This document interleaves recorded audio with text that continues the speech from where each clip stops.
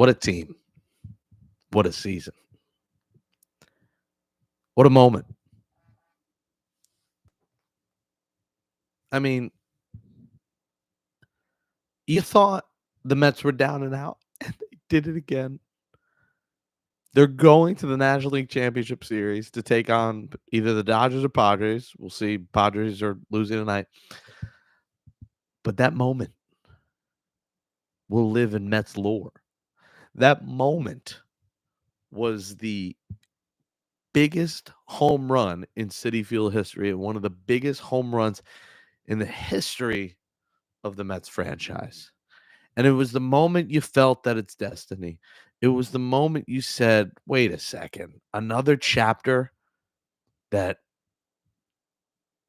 a Nobel Peace Prize winner can write. Just how? How do they keep doing it? But they did. They just did it again. And the place was buzzing. The place was rocking. Lindor, the captain, after everyone sang My Girl together, the captain said, "This is my team." And that's our MVP.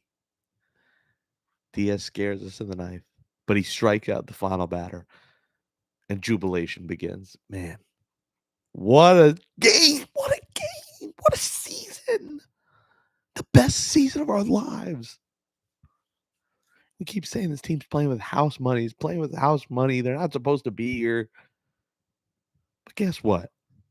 They are. Because there's no team left in the playoffs with a band of brothers like this one. There's no team left in this playoff race that has had the resiliency that this team has. From top to bottom, 1 to 40, everyone on that freaking roster believes that they can beat anyone, no matter who they play, when they play them, where they play them, who the umpire is, who the starting pitcher is, who the manager is, what the weather is. The Mets will find a way. And they did it again tonight. I mean, we talk about the team had a 7-line army on the base path. Everyone was on, and they could not score. But when the captain steps to the dish, he means business. And a grand slam to do it it's a script you just can't write. And it's a season with scripts you couldn't write. You couldn't write Grimace. You couldn't write the Rally Pimp. You couldn't write the Glizzy the dog. You couldn't write Hawk to a girl. You couldn't write any of this stuff. Not even someone on psychedelics could write some of the stuff that's happened in this Mets season. The worst effing team in MLB. And don't forget, Francisco Lindor in the month of April was booed by some fans for getting off to a slow start. This is the season where everyone rallied to cheer on Lindor and to give him that standing ovation. And look what some love does. What some love and prayers does for this Mets team. Everybody loves everybody, and everyone loves everybody in that clubhouse. And every Met fan loves this team. Even Frank the Tank, even the naysayers. How could you be a naysayer now? Winning a wild card round was the first step. Winning the NLDS over a Phillies team that won the division, that was one of the best teams in the league, and clinching at home for the first time since 2000 was the next step. And it was a monumental step for mankind. And listen, if the Mets lose the National League Championship Series, they do. Whoever they play, whether the Padres or the Dodgers, are a great baseball team. But it sure feels like destiny is happening in Queens. It sure feels like nobody is going to take down this Mets team. And it's a feeling and a season where you say to yourself, I want a ring. If you like it, then you should have put a ring on it. And this Mets team just feels like one that, that's chapter, that book is not finished. It feels like there's more chapters in this Mets novel of the 2024 season. And the next chapter is winning a National League pennant. And this team has done that. They've done it twice in my life. But man, they've never won a ring in my life.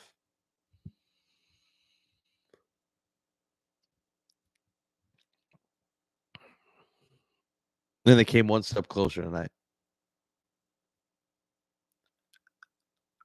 And I want them to win a championship so bad. This team just has that aura, that feel that you want this Mets team to win the whole damn thing.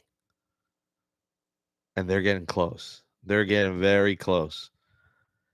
And to beat the Phillies, how extra special is that? I mean, to beat the fighting Phils, how special is that? Fighting Phils, my ass. It's a Mets world, and we're all just living it. What an atmosphere tonight.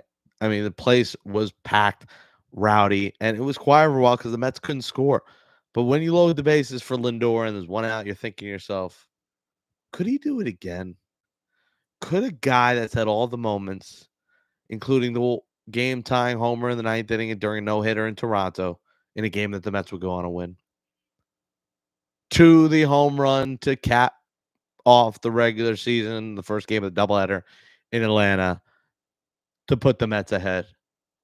Everything Francisco Lindor has done, and he just isn't done yet. And it's another chapter in this Mets postseason. Look what the Mets did in Milwaukee. Pete Alonso, the homer. Lindor is waiting for his moment, his homer. And he wasn't hitting a ton in the playoffs. But finally, he did it. He did it to win the series. He did it to beat the Phillies. Lindor got his. Pete got his. Mark has got his. Jesse Winker got.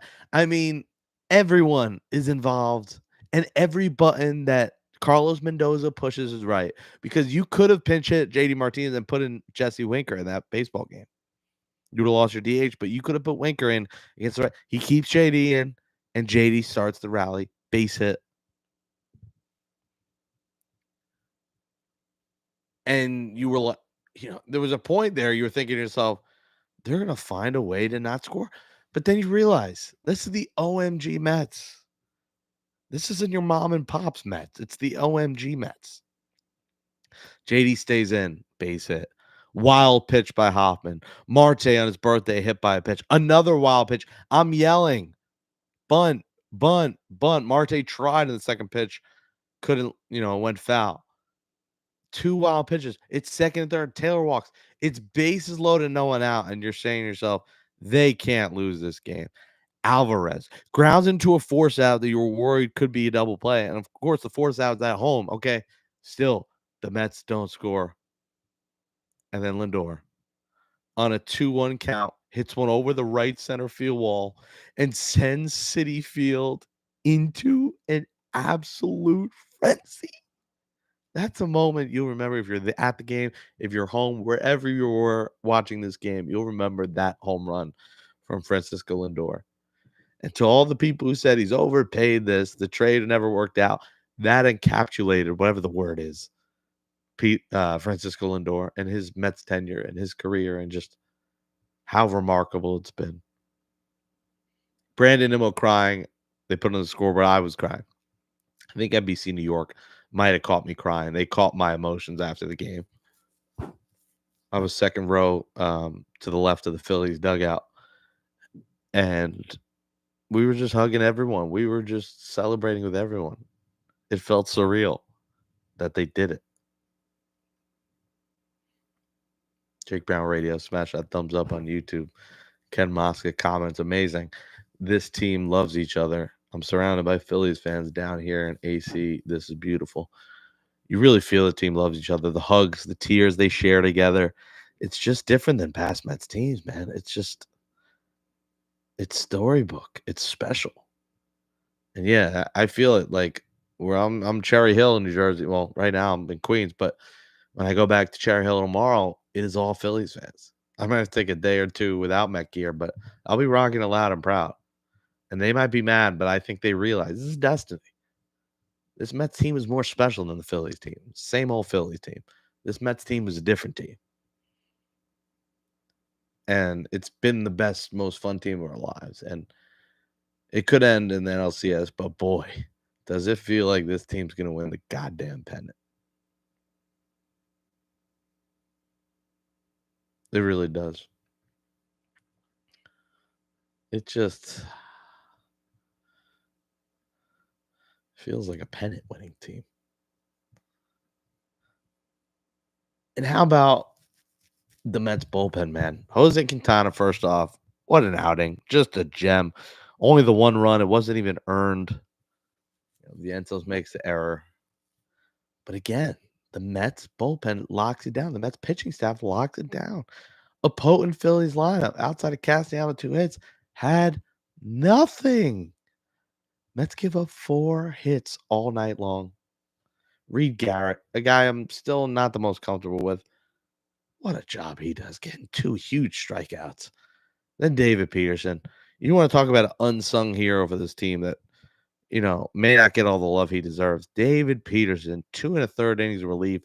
If the Mets were to lose this game, they might have needed Peterson on Friday. Now, all these guys get to rest. The NLCS begins next week. You almost don't want that. You want the Mets to keep playing, but game 1 will be on Sunday, either in LA or in San Diego. Game 2 Monday, game 3 Wednesday, game 4 Thursday, game 5 Friday. 2 in LA or in San Diego, 3, 4, 5 at Citi Field, 6, 7 if necessary in San Diego or LA. I think it, at the very least goes 5. I could see whoever they play going 7 games. But that's for, tomorrow. For tonight, we celebrate winning the round. Amazing. Amazing, but true. And that podcast ending after last season, the uncertainty of the future and uncertainty now of the future after being laid off and, figuring out the next steps and having some leads right now and figuring out where I'm going to go and what I'm going to do and where I'm like, there's been so much in life happening and so many unfortunate things. And even today with the hurricanes and tornadoes and people losing lives and homes. And this Mets team has made you have some time to smile, to enjoy life a little bit when the clock hits 5:08 or 7:08 or whenever the game starts and moments after to celebrate with fans tonight. And, see people who followed my journey, who followed me and say, great job, keep it up and whatever it is, or just let's go Mets. And it's a family. It's a Mets family. It's being a Mets fan. You've been through rock bottoms of being the laughing stock of baseball many years. It's not often this team makes the playoffs, first off, and it's really not often they win a round. Think about it. 2022 wild card lost 2 out of 3, and really 2 of the games they were dead in the first inning. 2016, 1 game. It shouldn't even count as a playoff appearance. 1 game. 2015 was awesome, but you'll remember the throw home in World Series Game 5. 2006, you're just going to remember Aaron Heilman in the 9th inning homer.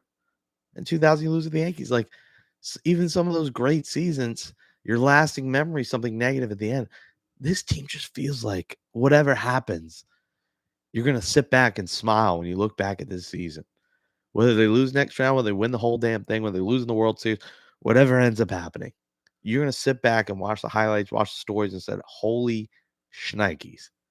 This team was purely electric, joyful, spontaneous, fun, exuberant, whatever adjective you could think of, you're going to think of when you think of the 2024 New York Mets. The most fun story in baseball. The lovable losers now are lovable winners. They sneak into the playoffs on the final day of the season after a hurricane, a doubleheader. They win, they move on. And you're thinking to yourself, we're in it, and you got to be in it to win it. And the Mets got in it, and they really are in it to win it. They're 4 wins away from the World Series. Can you believe it?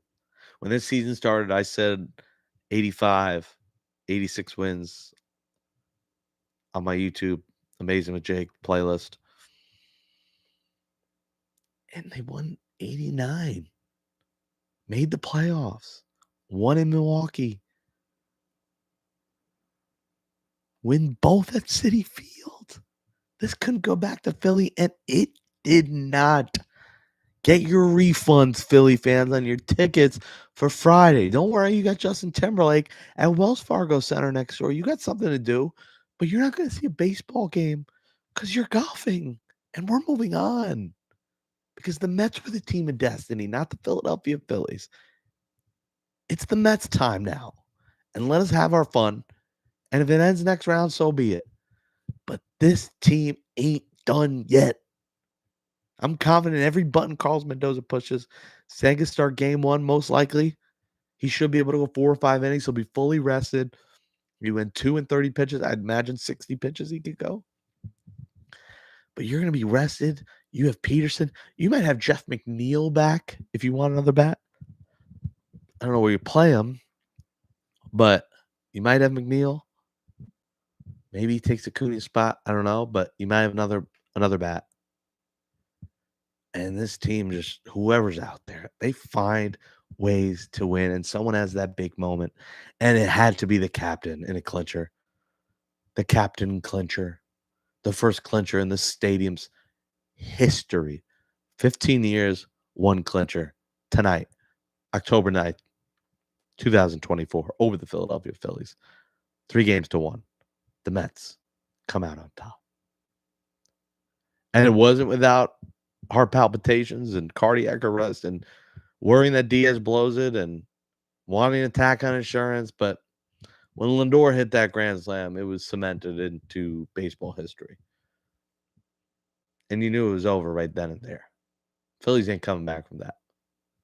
And like the Philly fans, in the row behind me who left early, they probably made a good call getting the heck out of there and letting us celebrate on our turf.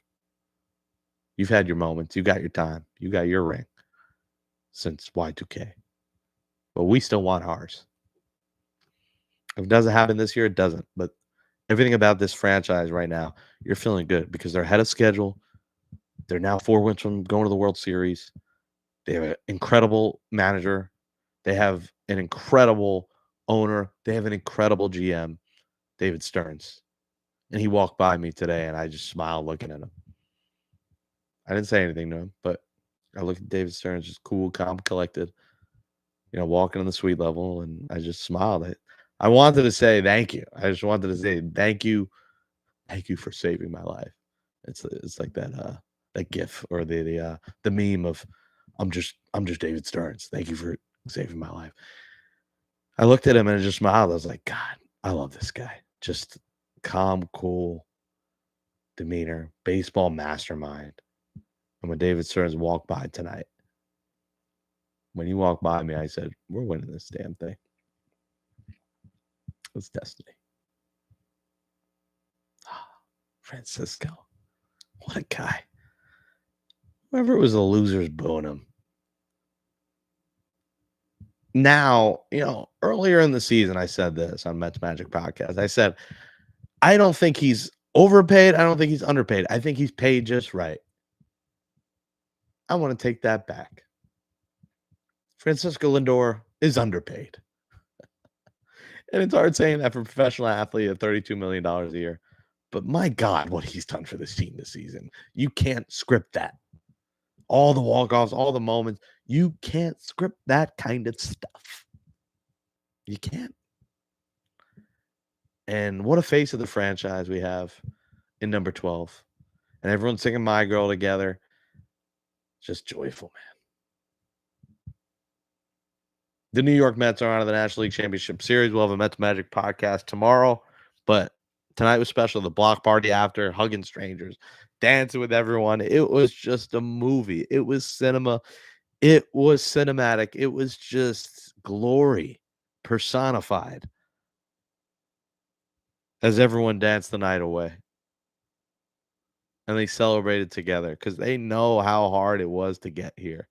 You almost felt like part of the team trying to get here. with the ups, the downs, the in-betweens, the injuries.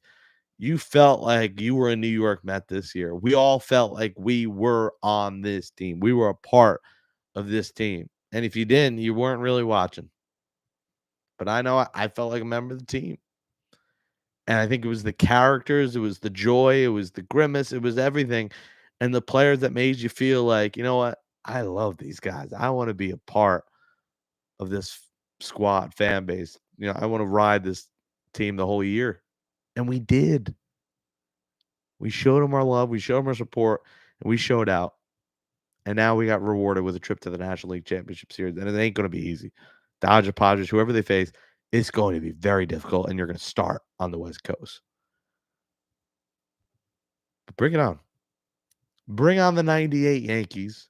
Bring on Mariano in the ninth. Because while it may end, it feels like there ain't no kryptonite for the 2024 Mets. It just, whatever you throw at them, they find their way. And if they don't after this, so be it. But I feel like they do. And I'm proud of this team no matter what happens. This was a big one for me. I think we were joyful about the wild card added because the Alonso homer and how dramatic it ended. But a lot of us are thinking inside of, it's only a wild card round. Like, let's calm down. Like, yeah, they've exceeded expectations, but it's just another wild card appearance. Now you're fighting for a pennant for the National League. As the last seed, the team that snuck in, the team that wasn't supposed to be here, the team that was full of gimmicks, the team that was all about the off the field stuff, the purple seat, the grimace, the Hawk Tua, the Seymour Wiener, the Max Wiener, the Glizzy Dog. Seems like everything involved wieners with the 2024 Mets. But this team ain't a group of wieners. They're a group of winners. Put that on a freaking t-shirt. A lot of wieners and more winners. That's the 2024 New York Mets. From 11 games under to an OMG over. And now the OMG remix will come out tomorrow at midnight, and we get to celebrate it and get ready for Sunday. Oh, my goodness. Lock and load. We got National League Championship Series baseball. Can you believe it? Can you believe it? We did it. We did it, Joe. We did it. We did it. I'm not very religious, man. I don't pray a lot. I'm not very religious, but this team's making me religious. This team is making me believe in the higher powers that be. And I hate to preach to Wednesday, but man, this team. I need that shirt, by the way. The NLCS gold shirts, gold and black. That is fire. Need to get that shirt. I'm going to see if Dick's Sporting Goods or somewhere has that tonight or in the morning before I go back to Philly. I need that. And like I've said before, it felt poetic for me. The Mets playing the Phillies for the first time in franchise history when I moved to Philly a month ago. Been there 2 or 3 times in my life. I go to Philly, Mets play them, and they beat them. First time in my existence I've lived anywhere near Philadelphia. Now in Cherry Hill, New Jersey. It's 15 minutes away. Like, they beat the Phillies. I know it sounds dumb and it's not about you, but for how my life essentially revolves around this team, how much I love this freaking team and this franchise and the people that work there and all the people I know there and my Mets friends, my Mets family, it did mean a lot for me personally. This one was extra special for me.